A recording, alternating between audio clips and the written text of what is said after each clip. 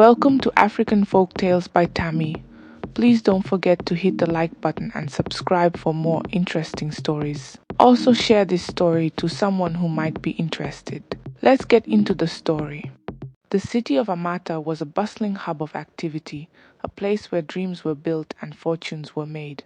Among its most prominent families were the Okafors. Their name was synonymous with success, and their story was the kind people admired, a tale of hard work, perseverance, and triumph. At the heart of this family was Chika Okafor, a woman whose intelligence and charm were as striking as her impeccable sense of style. Chika had played a pivotal role in the rise of Okafor Industries, a manufacturing empire that had grown from a modest workshop to one of the most recognized brands in the country. Alongside her husband, Obina, she had poured years of effort into building the company. Together, they were the picture of power and partnership, a couple who seemed to have it all: wealth, influence, and a family admired by all. But behind the polished exterior of their lives, the cracks were beginning to show. Obina had always been an ambitious man, a visionary who dreamed of success and was willing to do anything to achieve it. Over the years, however, his ambition had turned into something darker. He became distant, more preoccupied with work and less present in the home. Chika noticed the change but chalked it up to the pressures of running a business. "He's just focused on securing our future," she often told herself, dismissing the nagging feeling that something was amiss. Despite the growing distance in their marriage, Chika maintained a warm and welcoming household. The Okafor mansion was a reflection of her personality, elegant and inviting, with a team of staff who respected and adored her.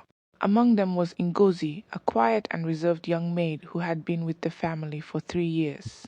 Ngozi was the kind of employee who rarely drew attention to herself, always completing her tasks with efficiency and keeping out of the way. Chika liked her for her humility and hard work, often giving her extra gifts during festive seasons. But Ngozi harbored a secret that no one in the household suspected. Beneath her meek exterior was a woman who had carefully studied every aspect of the Okafor family. She knew their routines, their habits, and most importantly, their weaknesses. And while she carried out her duties without complaint, she had her own ambitions that she shared with Obina in whispers during stolen moments. For years, Ngozi had been more than just a maid to Obina. She was his lover, a secret he guarded fiercely. Their affair had started innocently enough, a casual conversation in the kitchen, a few lingering glances. But it quickly escalated into a full-blown relationship, one fueled by greed and a shared resentment of Chika. To Ngozi, Chika was everything she wanted to be: wealthy, powerful, and admired. And to Obina, Chika was an obstacle, a woman who no longer fit into the vision he had for his life. As the rift between Chika and Obina grew, Ngozi's influence over him deepened. She was his confidante, the one who listened to his frustrations and fed his ego. Over time, they began to plot a future without Chika, a future where they could claim the wealth and power that came with Okafor Industries. But to make that future a reality, they needed a plan, and that plan required patience. Chika, oblivious to the storm brewing within her home, continued to manage both the business and the household with grace. She was the kind of woman who inspired loyalty in her employees, often taking time to personally check on their well-being. Her mornings were spent at the factory, overseeing production lines and ensuring everything ran smoothly. Her afternoons were filled with meetings where she represented the company with confidence and poise. But even as she poured her heart into her work, Chika couldn't shake the feeling that something was wrong. Obina's late nights at the office, his growing disinterest in their conversations, and the coldness in his eyes were signs she couldn't ignore. Yet she chose to trust him, believing in the man she had built a life with.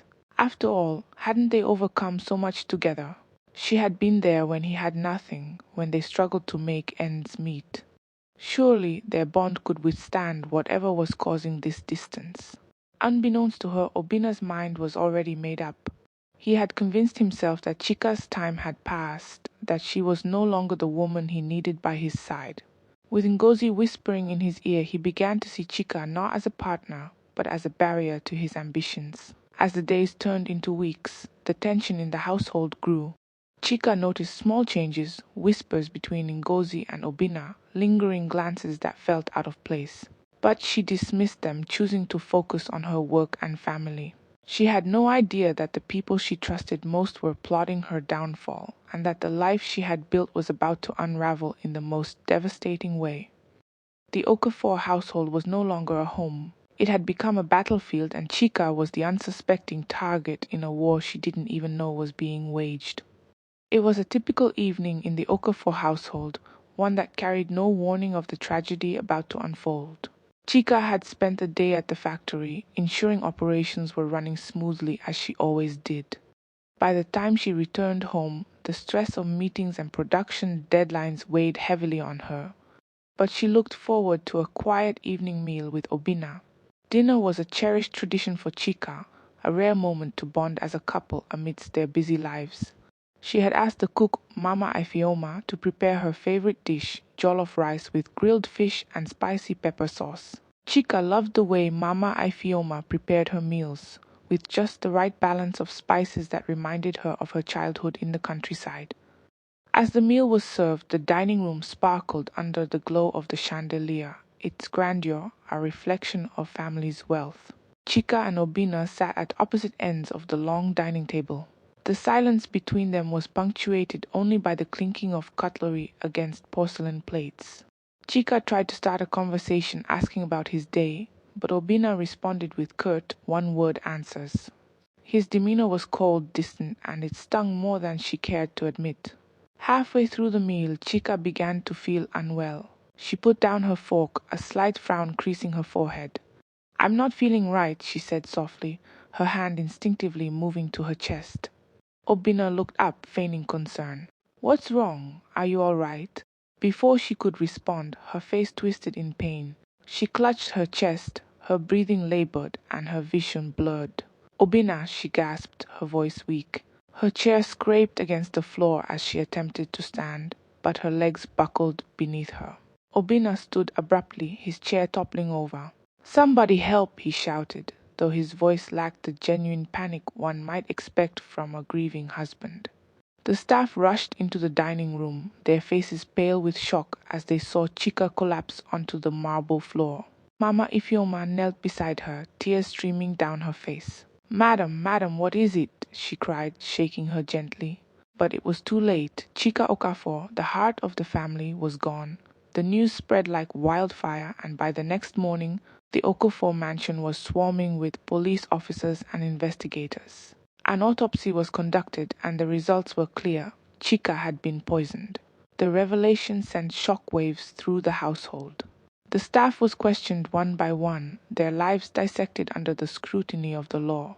Suspicion quickly fell on Mama Ifioma, the cook who had prepared the meal. She must have done it, one of the officers concluded. Who else had access to the food? Mama Ifioma was devastated. I would never harm Madam Chika, she protested, her voice trembling with emotion. She was like a mother to me. I've served this family faithfully for years. But her cries fell on deaf ears. The evidence seemed damning. She had been the last person in the kitchen before the meal was served, and no one else had handled the food. The police arrested her on the spot, dragging her out of the mansion as she wept uncontrollably. The rest of the staff watched in silence, their faces etched with fear and confusion. Among them was Ngozi, who stood at the back of the group, her head bowed and her hands clasped in front of her. Unlike the others, she didn't look surprised or horrified. If anything, there was a faint glimmer of satisfaction in her eyes. For weeks the house was shrouded in a heavy silence. Obina played the role of the grieving widower with remarkable skill, accepting condolences with a somber expression and speaking of Chika's virtues as though he had cherished her deeply. But behind closed doors, his actions told a different story. He wasted no time asserting control over Okafor Industries, calling for emergency board meetings and pushing through drastic changes. He sold off assets, liquidated stocks, and redirected funds into private accounts. Employees noticed his erratic decisions and whispered among themselves, but no one dared confront him. Ngozi, meanwhile, began to step out of the shadows. She was no longer the timid maid who avoided eye contact and stayed silent in the presence of her employers. She started spending more time in Obina's study, carrying trays of tea and snacks that were often left untouched. Late at night, laughter could be heard from behind the closed doors of the study, where Obina and Ngozi held whispered conversations. The other staff members couldn't ignore the shift in Ngozi's behavior. "Have you noticed how bold she's become?" one of the maids whispered to another. "It's like she's the mistress of the house now." But no one dared to voice their suspicions aloud. The household had become a minefield, and any wrong step could spell disaster. What none of them realized was that the poison that ended Chika's life had not come from Mama Ifeoma's kitchen.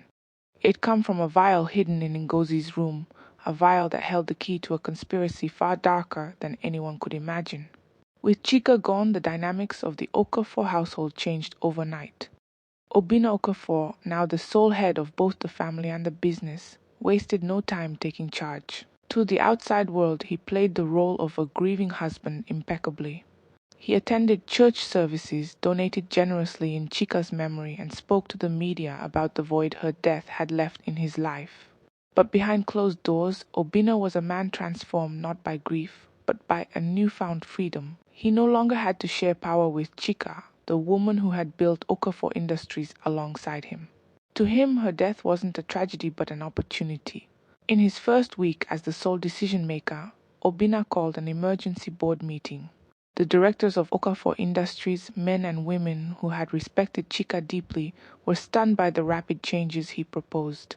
He sold off underperforming assets and transferred large sums of money into accounts the board had no access to. He claimed it was all part of a restructuring plan, but whispers began to circulate among the employees. "What's he doing with all that money?" one senior manager asked another. "This isn't how Madam Chika ran things. She was always transparent." "She's gone now," came the bitter reply. "And he's the boss. What can we do?" While Obina dismantled the business Chika had worked so hard to build, life inside the Okafor mansion took a peculiar turn. Ngozi, the maid who had once been invisible to everyone, suddenly became a prominent presence. She was no longer the timid servant who scurried around quietly, avoiding notice. She began to carry herself with an air of authority, her steps more confident, her voice louder. She was often seen entering Obina's study late at night, carrying trays of tea or files he claimed to need for work. But the other staff members noticed the trays were rarely touched, and their conversations often ended in bursts of laughter. Ngozi's transformation didn't go unnoticed by the rest of the household. The younger maids in particular were unnerved by her sudden change in demeanor. "Do you see how she acts now?" whispered Adaora, one of the younger housemaids. "It's like she thinks she's the madam of the house." "She might as well be," another replied bitterly. "Look at how she follows Olga Obina around like a shadow. Something isn't right." But no one dared to voice their suspicions openly. The atmosphere in the mansion had grown tense and oppressive, as though an invisible storm cloud hung over the house. Everyone walked on eggshells, terrified of saying or doing something that would draw Obina's wrath, or worse, Ngozi's attention. Ngozi, for her part, basked in her new role. For years she had lived in Chika's shadow, watching as the woman commanded respect and admiration from everyone around her. But now Chika was gone, and Ngozi felt as though the world was finally hers to claim. Obina had promised her the life she had always dreamed of: wealth, power, and a place by his side as the true mistress of the house. "Just be patient," he would whisper to her during their stolen moments together. "Once everything settles, we'll be free to live the life we deserve." Ngozi believed him. She had put everything on the line for this: her reputation, her job, even her humanity. She had been the one to slip the poison into Chika's meal using a vial Obina had given her. It had been his idea to frame Mama Ifeoma, knowing that her close proximity to the kitchen would make her the perfect scapegoat. The plan had worked flawlessly, or so they thought. Mama Ifeoma had been arrested, and no one suspected that Ngozi had played any part in the tragedy. She and Obina felt invincible, as though they had pulled off the perfect crime. But they had underestimated the power of the truth. Among the staff, one person refused to accept Mama Ifeoma's guilt: Adaora. She had been with the family long enough to know the cook's character, and she couldn't believe that the woman who had cared for Chika like a sister could ever harm her. "Adaora, leave this alone," one of the older maids warned her. "You'll only get yourself into trouble." "I can't," Adaora replied firmly. "I know Mama Ifioma didn't do it. Something isn't right in this house, and I'm going to find out what it is." Adaora began to observe Ngozi more closely. She noticed the way the maid lingered near the kitchen even when she wasn't assigned there. She remembered seeing Ngozi leave the dining room the night of the dinner, her movements unusually hurried. The more Adaora watched, the more certain she became that Ngozi wasn't as innocent as she appeared. One day while Ngozi was out running errands, Adaora snuck into her room. She searched quickly but thoroughly, her heart pounding with every passing second. Just as she was about to give up, she found it, a small vial hidden in the back of Ngozi's wardrobe. The label had been scratched off, but Adaora didn't need a chemist to tell her what it was. This was the poison that had ended Chika's life. Adaora knew she couldn't keep this discovery to herself. She needed help, someone she could trust. She turned to Mama Ifeoma's son, Chidi, a bright and determined young man who had always admired Chika. Together, they decided to take the evidence to the police. Unbeknownst to Ngozi and Obina, their carefully constructed web of lies was beginning to unravel. And as the truth inched closer to the surface, the storm brewing over the Okafor household threatened to tear everything apart. The Okafor household, once bustling with warmth and order under Chika's watchful eye, had become a house of secrets and unease. Obina and Ngozi, emboldened by their initial success in framing Mama Ifioma, carried on lives as though nothing had happened. Yet cracks were beginning to form in their carefully constructed plan. Ngozi, who had once been an unnoticeable shadow in the house, began to relish her new role as Obina's confidante. She started walking with a newfound confidence, her shoulders squared and her chin held high. She no longer avoided eye contact with the other staff and instead stared them down with a look of quiet defiance. But her transformation didn't go unnoticed. Adaora, the young housemaid, had been paying close attention to her. Adaora had always admired Chika and felt a deep sense of loyalty to her. Mama Ifeoma's arrest had left a bad taste in her mouth. She refused to believe the kind-hearted cook who had cared for the family for years could be capable of such an act. "Adaora, let it go," one of the older maids, Ijeoma, warned her one evening as they folded laundry. "This isn't our business. If you keep digging, you'll find yourself in trouble." But Adaora shook her head, her determination unwavering. "Mama Ifioma didn't do it, I know she didn't, and I'll prove it." Over the next few days, Adaora watched Ngozi closely, making note of her movements and habits. She noticed how often Ngozi visited Obina's study, carrying trays of tea and snacks that were left untouched. She noticed how Ngozi now had access to areas of the house that had once been off limits to her, such as the master bedroom. One evening, Adaora's suspicions were confirmed. As she passed Ngozi's room on her way to fetch clean sheets, she saw the maid hurriedly tucking something into her wardrobe. Ngozi froze when she saw Adaora, her face briefly flashing with panic before settling into a cold glare. "What are you looking at?" Ngozi snapped, her voice sharp. "Nothing, Auntie," Adaora replied quickly, lowering her eyes and hurrying away. But her curiosity was piqued. She knew she had to find out what Ngozi was hiding. The opportunity came a few days later when Ngozi left the house to run errands. Adaora slipped into her room, her heart pounding in her chest. She moved quickly but carefully, searching through the drawers and wardrobe. At first she found nothing out of the ordinary, just clothes, a few trinkets and toiletries.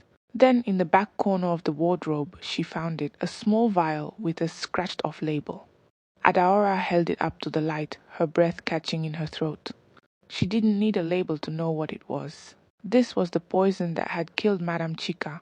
Adaora knew she couldn't keep this discovery to herself.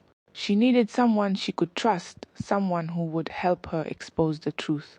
She turned to Chidi, Mama Ifeoma's son. Chidi, a young man with a sharp mind and a deep sense of justice, had been devastated by his mother's arrest. When Adaora showed him the vial, Chidi's face did. "So it was her all along," he said, his voice filled with anger. "Ngozi and that man she calls Oga. They set my mother up. "We have to take this to the police," Adaora said, her voice trembling with urgency. Chidi nodded. "Yes, but we need more than just this. We need proof that connects her to Oga Obina." Over the next few days, Chidi and Adaora worked together to gather evidence. Chidi, who had a friend in the local police force, asked him to analyze the contents of the vial. It was confirmed to be the same poison found in Chika's system. Meanwhile, Adaora continued to observe Ngozi and Obina. One night, she overheard them talking in the study. Though their voices were muffled, she caught enough to piece together their plan. "She doesn't suspect a thing," Ngozi said, her voice laced with arrogance. "And why would she? I played my part perfectly." "And Mama Ifioma is still in jail," Obina replied with a chuckle.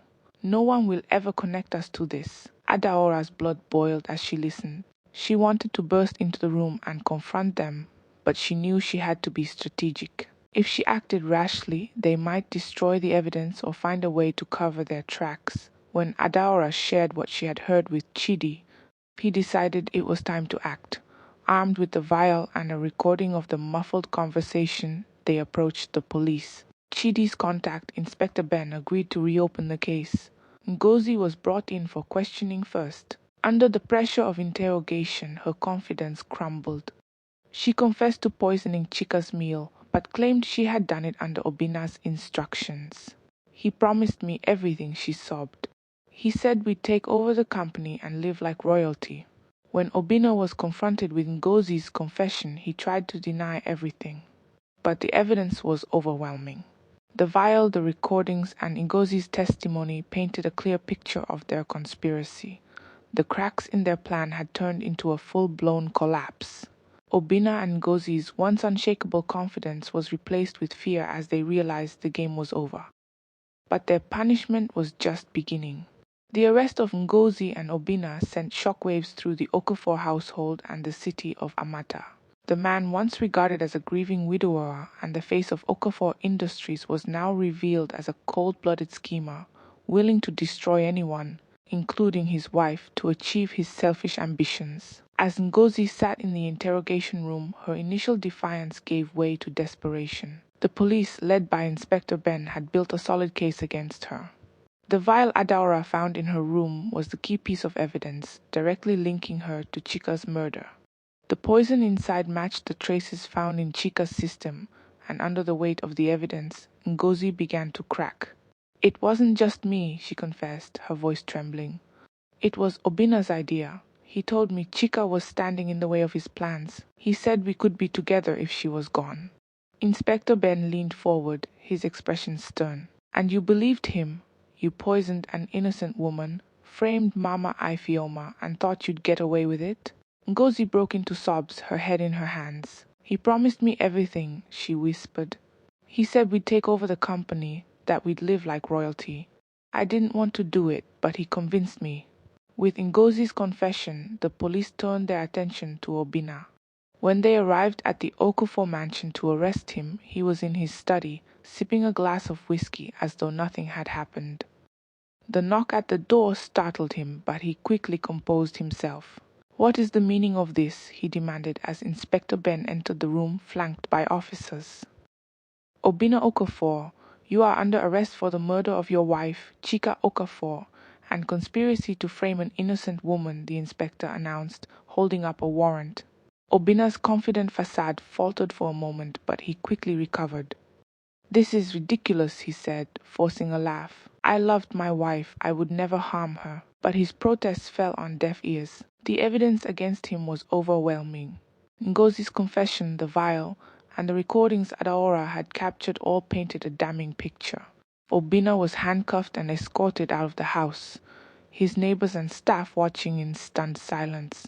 The trial that followed was one of the most talked about events in Amata's history.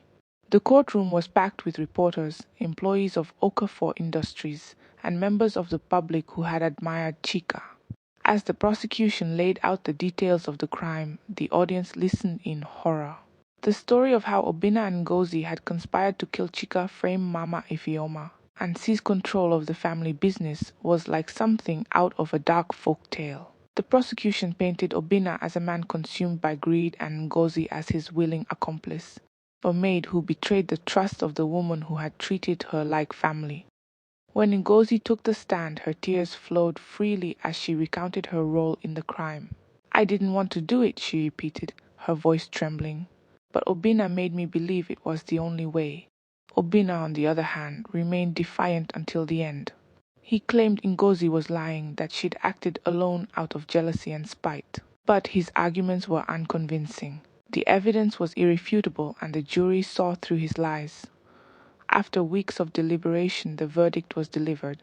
Obinna and Ngozi were found guilty of murder, conspiracy, and fraud. The judge, a no-nonsense woman known for her integrity, sentenced them both to life in prison. In her closing remarks, the judge addressed Obinna directly. "You betrayed not only your wife but also the trust of the people who looked up to you. Your greed and lack of humanity have brought shame upon your family name, and you will pay for your actions." The day Obinna and Ngozi were taken to prison, a sense of justice swept through the city. For Chika's friends and employees, it was a bittersweet moment. While they mourned her loss, they were relieved to see her killers brought to justice. For Mama Ifioma, the moment was deeply emotional. She had spent weeks in jail, accused of a crime she didn't commit. When she was released and her name cleared, the staff at the Okafor mansion greeted her with tears and hugs. Chidi, her son, stood by her side, his pride in her unwavering. Meanwhile, Adaora became a quiet hero in the household. The staff, who had once urged her to stay silent, now looked at her with admiration. Without her bravery and determination, the truth might never have come to light. Okafor Industries was handed over to Chika's younger brother Amadi, who vowed to honor her legacy. "This company was my sister's life's work," he said during a press conference. "I will do everything in my power to ensure her dreams are not forgotten." As the city moved on from the scandal, the story of Chika's tragic death and the betrayal that led to it became a cautionary tale told around dinner tables and at village gatherings. It was a reminder of the destructive power of greed and the resilience of those who stand for the truth. The fall of Obinna and Ngozi brought a sense of closure to the Okafor family and the city of Amata, but the ripples of their betrayal continued to be felt long after their sentencing. The mansion, once a symbol of wealth and power, now carried a shadow of tragedy and shame. Yet amidst the wreckage, a story of resilience and justice began to emerge, led by those who refused to let Chika's legacy be tarnished. When Mama Ifioma walked out of the police station a free woman, she was greeted by her son Chidi, who enveloped her in a tearful embrace. "Mama, you're free," he whispered, his voice cracking. Mama Ifioma had aged in the short time she spent in jail, but her spirit was unbroken. "God sees all things," she replied, wiping away tears. "Chika was a good woman, and she deserves justice. I only wish I could have done more to protect her." The community rallied around Mama Ifioma, celebrating her exoneration. Friends and neighbors came bearing gifts, and Chidi, with the help of Adaora, arranged a small celebration in her honor. For Mama Ifioma, the outpouring of love was bittersweet. She was free, but the memories of Chika's kindness and the betrayal that led to her death weighed heavily on her heart. Adaora's role in uncovering the truth did not go unnoticed. The other staff members who had once doubted her now regarded her with admiration. "You were brave," Ijeoma told her one evening. "If not for you, we would all still be living under their lies." But Adaora didn't see herself as a hero. "I just wanted justice for Madam Chika," she said quietly. "She treated all of us with respect. She didn't deserve what happened to her." Amadi, Chika's younger brother, personally thanked Adaora for her courage. "You've done more for this family than words can express," he told her. "If you ever need anything, my door is always open." Adaora returned to her duties, but her confidence grew. She carried herself with a sense of purpose, knowing she had made a difference in honoring Chika's memory. Under Amadi's leadership, Okafor Industries began to rebuild. Unlike Obinna, who had treated the company as a personal piggy bank, Amadi was determined to uphold Chika's vision. He reinstated policies that prioritized employee welfare and transparency, earning the trust of the workforce. "This company was built on integrity," Amadi said during a meeting with senior management. "My sister believed in hard work and fairness, and I will do everything in my power to ensure her legacy lives on." The changes were not immediate. but over time, Okafor Industries began to recover. Employees who had resigned in protest of Obina's leadership returned, and the company's reputation was slowly restored. In prison, Obina and Ngozi faced the consequences of their actions. Obina, once a man of power and influence, found himself isolated and despised. The other inmates, many of whom had families affected by Okafor Industries scandals, treated him with disdain. Ngozi fared no better. Her arrogance and dreams of luxury had crumbled into despair. She spent her days reflecting on the choices that had led her to this point, haunted by the memory of Chika's trusting smile. Their partnership, once built on greed and deceit, dissolved into mutual resentment. Each blamed the other for their downfall, their once shared ambitions now a bitter reminder of their failure. The story of Chika's death and the betrayal that followed became a cautionary tale in Amata. It was told at village gatherings, church sermons, and family dinners, a reminder of the dangers of greed and the importance of integrity. Children were taught to emulate Chika's kindness and strength, while parents warned against the destructive power of envy and deceit. He who digs a pit for another, the elders would say, will surely fall into it himself. Though Chika was gone, her spirit lived on through those who loved her. Her name became synonymous with resilience and justice, a beacon of hope for those who faced adversity. Amadi ensured that her contributions to Okafor Industries were honored, dedicating a section of the company headquarters to her memory. A plaque bearing her name and the words, "A woman of vision and integrity," was placed in the lobby, serving as a daily reminder of her impact. For Mama Ifioma, Adaora, and the other staff, life gradually returned to normal. The mansion, once filled with secrets, was now a place of healing and renewal. The laughter of children playing in the garden replaced the tension that had once hung in the air. Chika's story became a testament to the power of truth and the inevitability of justice. No matter how carefully a lie is crafted, the truth will always find its way to the surface. The betrayal by Obina and Ngozi was not just a crime against Chika, but a crime against trust, love, and humanity itself. And while they paid the price for their greed, the legacy of those who stood for the truth, the quiet courage of Adaora, the unwavering faith of Mama Ifioma, and the determination of Chidi shone brightly as a reminder that good will always triumph over evil. We've come to the end of this story. Please subscribe to my channel to support me. Thank you.